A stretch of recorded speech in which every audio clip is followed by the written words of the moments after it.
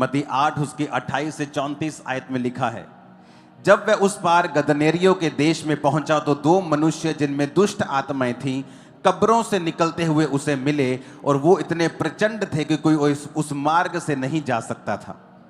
उन्होंने चिल्लाकर कहा, हे प्रभु के पुत्र, परमेश्वर के पुत्र, हमारा तुझसे क्या काम? क्या तू समय से पहले हमें दुख देने आया है? उनसे कुछ दूर बहुत से सूरों का एक झुंड चल रहा था। दुष्ट आत्मा ने उससे विनती की, यदि तू हमें निकालता है तो सूरों के झुंड में भेज दे। अब यहां पर यह हमने बहुत बार वचन बहुत बार पढ़ा है, लेकिन अब जिस बात की मैं जिक्र करना चाहता हूं वो है कि जब वो गदनेरियों के देश में यीशु मसीह पहुंचे तो लिखा दो मनुष्य उन्हें वहां से मिले। वो इतने प्रचंड थे, यानी वो इतने अग्रेसिव थे वो दोनों। वचन में लिखा है कि उनको संगलों से, लोहे के संगलों से बांधा जाता था, वो संगल तोड़ देते थे, अपने आप को पत्थरों से घायल करते थे। वो इलाका उन्होंने पूरा आतंक से भरा हुआ था, कोई उस मार्ग से जा नहीं सकता था, चाहे वो मार्ग शॉर्टकट क्यों ना हो, चाहे वो व्यापारियों का मार्ग क्यों ना हो। कि अगर मुझे किराए पे एक ऑटो को फगवाड़ा भेजना है तो मुझे 700 रुपया किराया लगता है, लेकिन अगर रास्ता बंद कर दिया, जब मुझे घूम के जाना पड़े तो वही किराया फिर 1700 लगता है।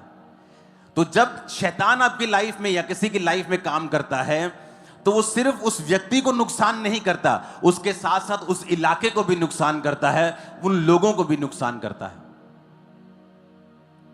जब शैतान एक व्यक्ति की लाइफ में काम करता है, वो सिर्फ उसी की लाइफ में काम नहीं कर रहा, उसके परिवार की जाके हालत देखो क्या है, उसके रिश्तेदारों की भी हालत देखो, परिवार की हालत देखो, पत्नी की हालत देखो, पति की हालत देखो। आप देखो, जिसकी लाइफ में शैतान काम कर रहा है, सिर्फ उसी की लाइफ में नुकसान नहीं हो रहा, उसके परिवार की लाइफ में भी फाइनेंशियल नुकसान हो रहा है, शांति का नुकसान हो रहा है। और इसीलिए जब एक व्यक्ति चर्च में आता है और छुटकारा ग्रहण करता है, सबसे ज्यादा विरोध उसी व्यक्ति का या चर्च का होता है, क्योंकि शैतान को कभी भी छुटकारा पसंद नहीं है। क्योंकि शैतान ये बात जानता है कि ये छुटकारा सिर्फ इस व्यक्ति का नहीं होगा, ये छुटकारा इसकी फाइनेंशियल लाइफ का भी होगा। एक व्यक्ति अगर शराब पीता है तो कितने लाख रुपया, कितने हजारों रुपया वो एक साल में खराब करता है। अपनी फैमिली के साथ वो घूमने नहीं जाता क्योंकि हर समय उसके दिमाग में शराब है। शाम को वो अपने बच्चों के साथ नहीं बैठ पाता क्योंकि जैसी शाम का वो शाम होती है उसके दिमाग में शराब घूमती है। वो अपने बच्चों के साथ समय नहीं बिता पाता क्योंकि उसके शाम को उसके समय में शराब है। अपनी पत्नी के साथ बात नहीं करता क्योंकि शाम को उसको तलब लगती है और वो शराब पीने के लिए दौड़ता है। ये क्या है? ये बंधन है। और वचन में लिखा हुआ है कि जब परमेश्वर वहां छुड़ाने के लिए गए तो शैतान कहता तो समय से पहले मुझे दुख देने के लिए क्यों आया है? क्योंकि एक परिवार में अगर एक व्यक्ति भी शैतान के झांसे में है, बंधन में है, तो वो पूरे परिवार का भी उसमें नुकसान होता है। फाइनेंशियल नुकसान, इमोशनल नुकसान, सोशल नुकसान। ऐसे बहुत से परिवार हैं जहां पर रिश्ते नहीं हो पाते क्योंकि उनकी फैमिली का एक मेंबर शराबी है। आपको समझ आ रही मेरी बात ही कि नहीं? और इसीलिए जब चर्च में लोग आते हैं, जब चर्च में आप बोलते हो कि मैं चर्च में जा रहा हूं, सबसे ज्यादा विरोध चर्च का होता है।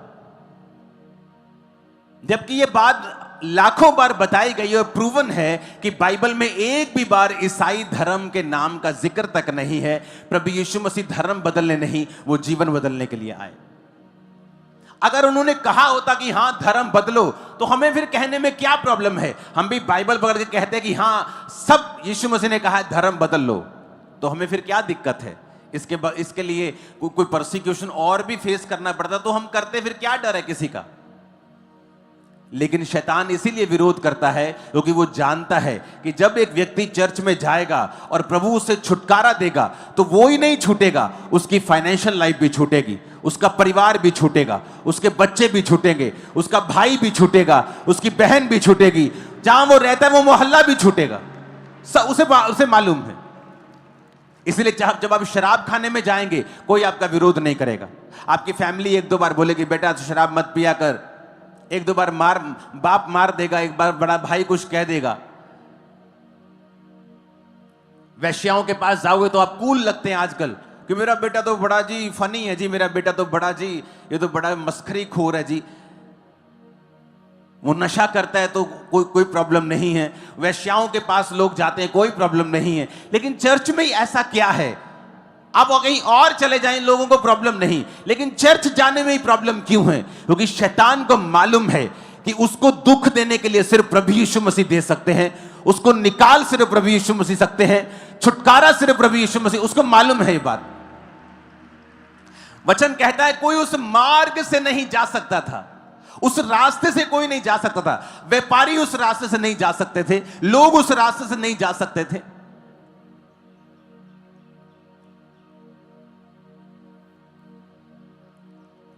हालेलुया। अगर दुबई जाना है तो 3 घंटे लगते हैं, लेकिन अब पाकिस्तान ने अपना एयर स्पेस बंद कर दिया और अब घूम के जाना पड़ेगा तो 5 घंटे लगते हैं। उसी तरह ये व्यक्ति जहां रहता था दुष्ट आत्मा वाला, तो लोग उस सीधे रास्ते से जा नहीं सकते थे, घूम के जाना पड़ता था। जब रास्ता बंद हो जाता है, या किसी इंसान की वजह से या यहां पर दुष्ट आत्मा की वजह से, कारण अलग अलग हो सकते हैं, लेकिन जब रास्ता बंद होता है तो लोगों को एक्स्ट्रा पे करना पड़ता है। अब टिकट के लिए एक्स्ट्रा पे करना पड़ेगा, लंबा रास्ता निकलना पड़ेगा। उसी तरह से हो सकता है कि साथ में गांव में किसी ने जाना, व्यापार करना हो, लेकिन ये व्यक्ति के कारण आम लोग भी दुखी थे। और इसीलिए जब व्यक्ति चर्च में आता है, जब एक व्यक्ति यीशु मसीह को ग्रहण करता है, तो लोग उसका विरोध करते हैं, उनके खिलाफ अलग अलग कानून बनाए जाते हैं। क्यों? क्योंकि शैतान सिर्फ चर्च में आकर ही निकलता है और उसकी छुटकारा जो है वो चर्च में आकर होता है, क्योंकि यीशु मसीह ने उस छुटकारे के लिए मूल्य को अदा किया है। इसलिए वचन कहता है जो काठ पर लटकाया जाता है वो श्रापित है, वो तुम्हारे लिए बांधा गया कि तुम्हें शैतान के बंधनों से आजाद कर सके। और वचन कहता है परमेश्वर ने शैतान पर फतह पाकर जब जी उठा, मौत पर फतह पाई, शैतान पर फतह पाई, मुर्दों में से जी उठा। और आज जब तुम परमेश्वर को ग्रहण करते हो, तुम भी शैतान के ऊपर फतह प्राप्त करते हो। इसलिए प्रभु यीशु मसीह ने कहा था, मैं तुम्हें सामर्थ पर, उनकी बिच्छुओं की, सांपों की सारी सामर्थ पर अधिकार देता हूं, किसी वस्तु से तुम्हें कुछ भी हानि नहीं होगी। जो परम प्रधान के छाए हुए स्थान में बैठा रहेगा वो सर्वशक्तिमान की छाया में ठिकाना पाएगा।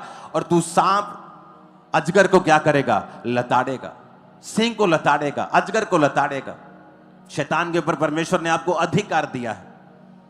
और इसीलिए जब अब एक व्यक्ति चर्च में आता है, उसका विरोध होता है, क्योंकि शैतान को पता है अगर ये छूटा, इसका परिवार भी छूटेगा, इसका फाइनेंस भी छूटेगा, इसका मोहल्ला भी छूट जाएगा, इसके लोग भी छूट जाएंगे, इसके बच्चे भी छूट जाएंगे, पत्नी छूट जाएगी, पति छूट जाएगा, उसको सब पता है, इसलिए वो विरोध करता है। इसलिए तो परमेश्वर ने कहा था जब तुम्हारा विरोध हो डरना मत, अपना काम करते रहना, डरना मत। जब आप डरेंगे नहीं, आप भी छुटकारा पाएंगे, आपका परिवार भी छुटकारा पाएगा। मेरे परिवार में जिन लोगों ने मुझे डराया और जिन लोगों ने मुझसे बात नहीं की कि तू परमेश्वर में चला गया, क्रिश्चियन बन गया, आज वही लोग उस छुटकारे का आनंद ले रहे हैं। अगर वो आज परमेश्वर में ना होते तो मैं आपको गारंटी देता हूं दुखी होते और हद के बीमार होते, क्योंकि आज वो खुद भी परमेश्वर में हैं, तो प्रभु उनको साथ साथ चंगा करता है, उन्हें भी आजाद करता है, उन्हें भी छूता है।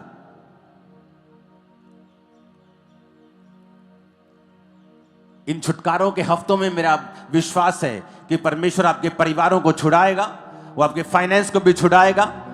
इस डिलीवरेंस वीक्स में जो कुछ भी आपका बंधा हुआ है, यीशु मसीह नासरी के नाम में वो छूटेगा। आमीन। ऊंचाई और आशीष आपकी होगी।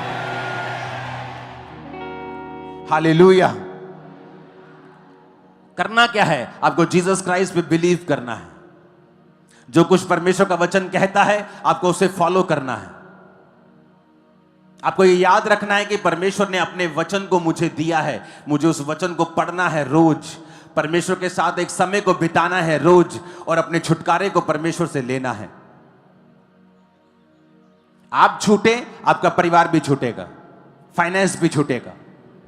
जब परमेश्वर ने इन लोगों को आजाद किया तो वो मार्ग भी आजाद हुआ, साथ में लोग भी आजाद हुए, साथ में उनके परिवार भी आजाद हुए, बहुत चीजें आजाद हुई।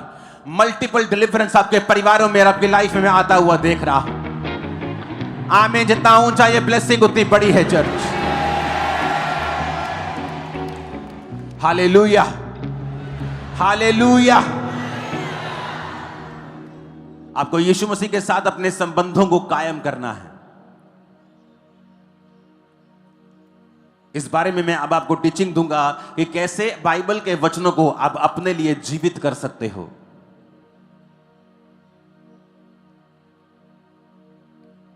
आप अपने लिए उन्हें जीवित कर सकते हो। परमेश्वर ने वचन में लिखा है कि उसके कोड़े खाने से तुम चंगे हो चुके हो, लेकिन फिर भी क्रिश्चियन लोग बीमार रहते हैं, हां या ना? बाइबल में लिखा है, इसका मतलब यह नहीं है कि आप बीमार नहीं होंगे अगर उसने कोड़े खाए हैं तो। लेकिन वचन में यह लिखा है कि तुम्हें विश्वास करना होगा, उस वचन को मुझे पर्सनलाइज करना होगा, अपना बनाना होगा, उस वचन के साथ मुझे प्रार्थना करनी होगी, उसे इंडिविजुअल लेना होगा, व्यक्तिगत रूप के ऊपर लेना होगा, तो परमेश्वर मुझे छुटकारा देगा। कितने लोग हैं जिनके बच्चे नशा करते हैं? आपने कौन से वचन के साथ कब प्रार्थना की है कि परमेश्वर आपके बच्चों को छुटकारा दे? किस वचन के साथ आपने प्रभु से फाइट की है? क्योंकि जब मैं डिप्रेशन में था और जब मैं परमेश्वर में आने के बाद और ज्यादा बीमार हो गया था, आपको यह बात शायद मालूम नहीं, बहुत कम लोगों को। 2004 में मैं प्रभु में आया और 5 में जिस कारण मैं परमेश्वर में आया था, मेरी हालत उससे भी ज्यादा खराब हो गई थी। लेकिन एक बात मैं समझ चुका था कि प्रभु यीशु मसीह जीवित परमेश्वर है। ये बात मुझे समझ आ गई थी क्योंकि मेरे सामने बीमार लोग आए और मेरे सामने वो हील हुए। ये भी नहीं कि बहुत भीड़ थी कि 80,000 लोग बैठे हैं, मालूम नहीं कि हील हुआ कि इनका बंदा है कि मेरा बंदा है। 30-35 लोग होते थे, सबके बारे में मालूम होता था कि ये जेन्युइन है, ये सब कुछ सही है। तो एक बात मेरे को पता चल गई थी कि परमेश्वर जीवित है। अगर मेरा हल हो सकता है तो प्रभु ही कर सकते हैं। लेकिन प्रार्थना मेरी कम थी, 15-20 मिनट की प्रार्थना मैं करता था, कभी एक बार कर ली, दिन में 2 बार कर ली। और एक वचन मेरे सामने आया था कि हे मेरे प्रिय भाइयों, हियाव बांधो, दृढ़ रहो, क्योंकि तुम जानते हो मसीह में की गई मेहनत व्यर्थ नहीं है। प्रभु के काम में बढ़ते जाओ, क्योंकि तुम जानते हो मसीह में की गई मेहनत व्यर्थ नहीं है। मुझे ऐसा लगा परमेश्वर ने मुझसे बात की है कि अगर मैं मेहनत करूंगा, अगर मैं प्रार्थना करूंगा तो मेरी व्यर्थ नहीं जाएगी। मैं मसीह में बहुत कुछ करके आया हूं, सब जगहें घूम के आया हूं, लेकिन मेरी मेहनत काम नहीं आई। लेकिन वचन ये कह रहा है, परमेश्वर कह रहा है कि मेरी मेहनत व्यर्थ नहीं जाएगी। उस बात ने मुझे अंदर से जगा दिया और मैंने 40 फास्टिंग करनी स्टार्ट कर दी। 40 रोजे खत्म होते थे, दूसरे खत्म, तीसरे, एक साल में 5-5 बार 40 रोजे रखे। और परमेश्वर ने उसी 2005 में उस डिप्रेशन से मुझे सदा के लिए आजाद कर दिया था। आज 20 साल हो चुके हैं आजाद हुए, और सुसाइड करने तक पहुंच गया था, लेकिन परमेश्वर के वचन ने मुझे संभाला।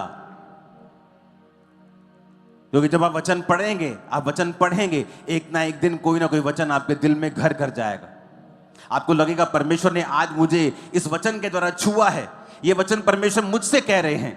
और वही वचन के साथ आप प्रार्थना करने लगेंगे, उसी वचन के साथ अपनी जिंदगी गुजारने लगेंगे, और आप देखेंगे जल्दी छुटकारा आपकी लाइफ के अंदर होगा। आमीन। वो मार्ग भी छूटा, वो आदमी भी छूटा, उसका परिवार भी छूटा, उसका फाइनेंस भी छूटा, सब कुछ छूट गया। और छुड़ाया किसने? यीशु मसीह ने। तब यीशु मसीह शारीरिक रूप में थे, आज वो पवित्र आत्मा के रूप में चर्च में मौजूद हैं और अपने वचन के रूप में मौजूद हैं। आज आप यीशु मसीह को फॉलो कर सकते हो, उससे बात कर सकते हो, अगर आप रोज बाइबल के साथ अपने समय को बिताओ और मौका दो। बाइबल को टोटके की तरह इस्तेमाल मत करो, बाइबल को रोज पढ़ो, क्योंकि मेरी प्रॉब्लम अलग थी, आपकी अलग है। तो पता नहीं कौन सा वचन, जब आप बाइबल को रोज पढ़ेंगे, इसलिए कि आप परमेश्वर के साथ समय बिताना चाहते हैं और आप स्पिरिचुअल लाइफ को फॉलो करना चाहते हैं। आप देखना चाहते हैं कि बाइबल में क्या लिखा है, आपकी लाइफ में क्या कमी है, आप क्या करें। आपको बाइबल इसलिए पढ़नी है, और जब आप बाइबल पढ़ना स्टार्ट करते हैं, परमेश्वर आपके दिल से वचन के जरिए बात करता है। कोई ना कोई वचन ऐसा आएगा जो आपको छू देगा, और उसी वचन से आप प्रार्थना करना शुरू कर देंगे, फाइट करना शुरू कर देंगे, और वही छुटकारे का कारण हो जाएगा। और याद रखो, छुटकारा जरूरी है। मेरे परिवार में कुछ साल्वेशन तब हुई हैं जब मेरा छुटकारा हुआ है। उन्होंने मुझे देखा है कि अगर परमेश्वर इसको छू सकता है, इसे बदल सकता है, इसे सुधार सकता है, इसे ऊंचा कर सकता है, तो वो कुछ भी कर सकता है। ये मौका दे बाइबल को कि आप इसे रोज पढ़ें, कोई ना कोई वचन आपके दिल को छुए, वो आपके लिए रेमा वचन बन जाए। ऐसा वचन जो परमेश्वर ने खास आपसे कहा है, उसके अनुसार फिर अपने जीवन को आप बिताएं, उसके अनुसार प्रार्थना करें और छुटकारा आपकी लाइफ के अंदर प्रवेश करे और लाइफ फिर कभी भी सेम ना होगी। आमीन ऊंचे वाला चाहिए चर्च। मैंने कहा आमीन ऊंचे वाला चाहिए चर्च।